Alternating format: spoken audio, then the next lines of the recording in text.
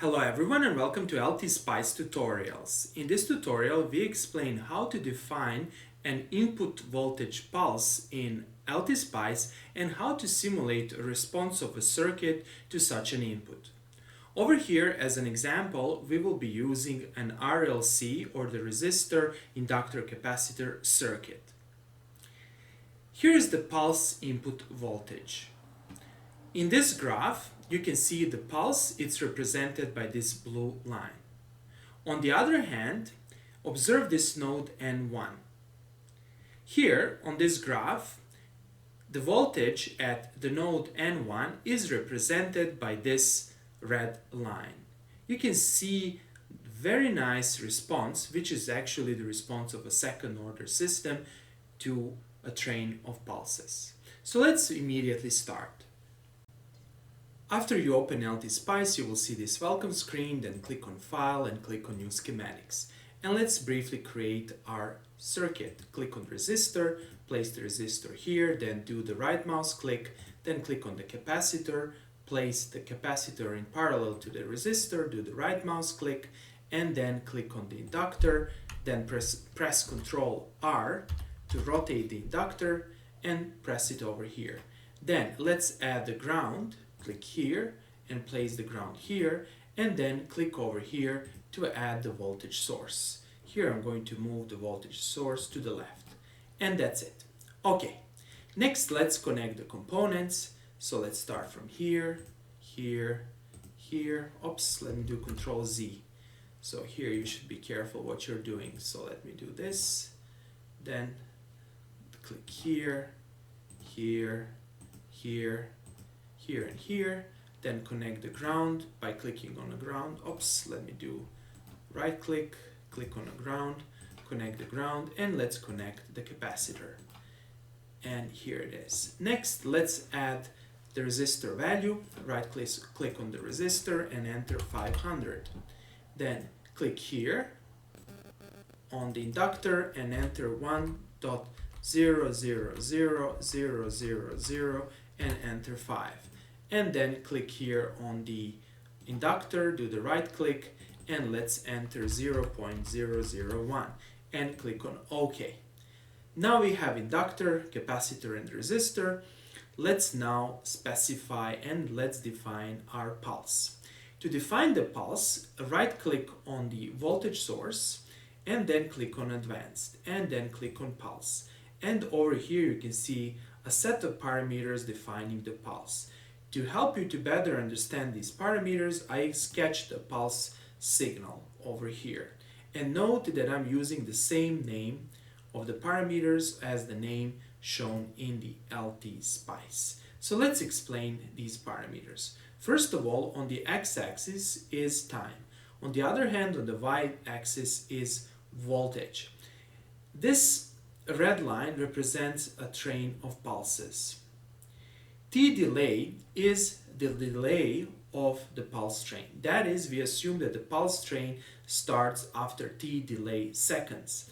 Then, since in reality every pulse is not ideal, the pulse has a rise time, has a fall time, and it has a time during which it's on. These time periods are denoted by T rise, T on, and T fall.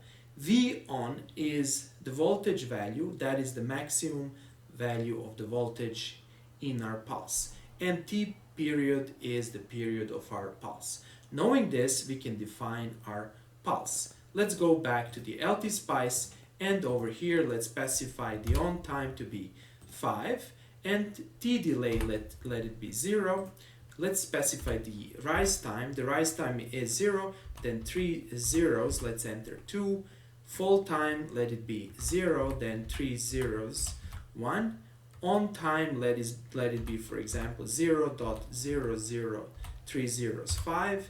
And let's specify the period to be, let's say, 0 point, then we can do 2 zeros, 1, 5.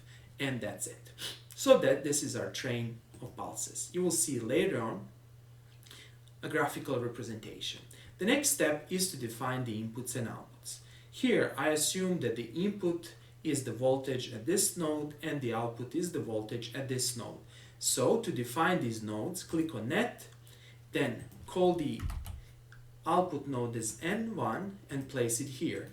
Then do the right mouse click, then again click on net, type N2 and click over here and do the right mouse click.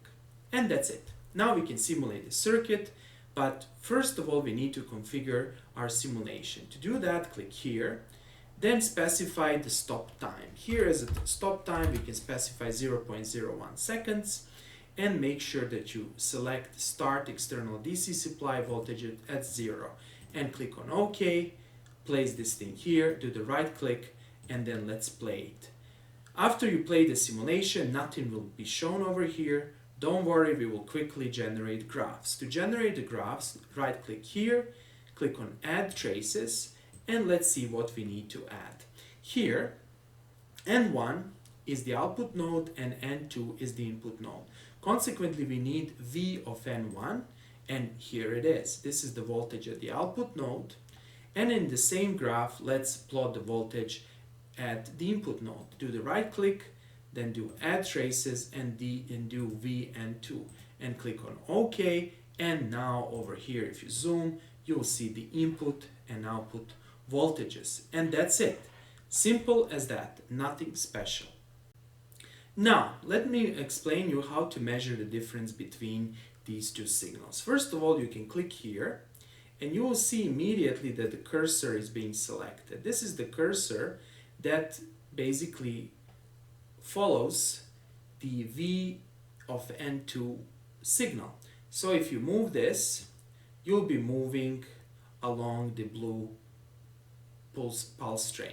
And you can see now the time here, and you can see the value of voltage. For example, if I move here, I will see that the value of voltage is 5 volts, and then I fall down to 0, and that's it. Similarly, if you click here, you'll be able to track the oscillations, right? So, for example, if you place the cursor here, you can read the value of voltage and you can read the value of time.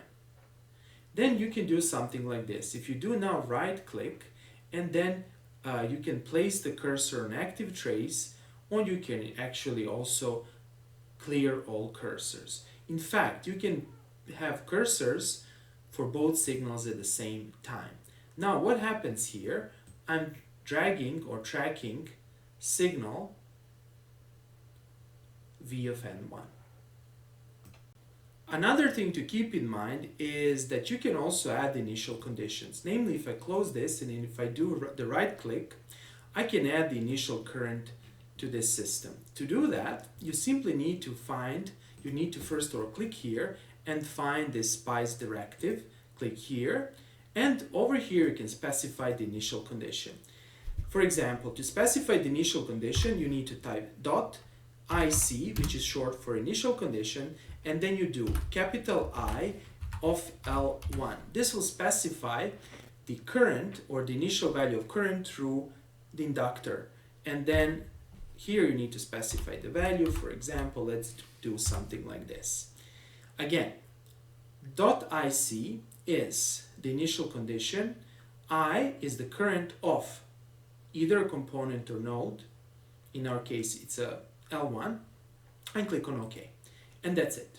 And place it over here, and then let's try to simulate it again, and here it is. And let's look into the transients. You can see the transient over here. That is, we don't immediately start from 0. That is, we have a certain transient time period. And that's it. Okay, that's all for today, and thanks for watching.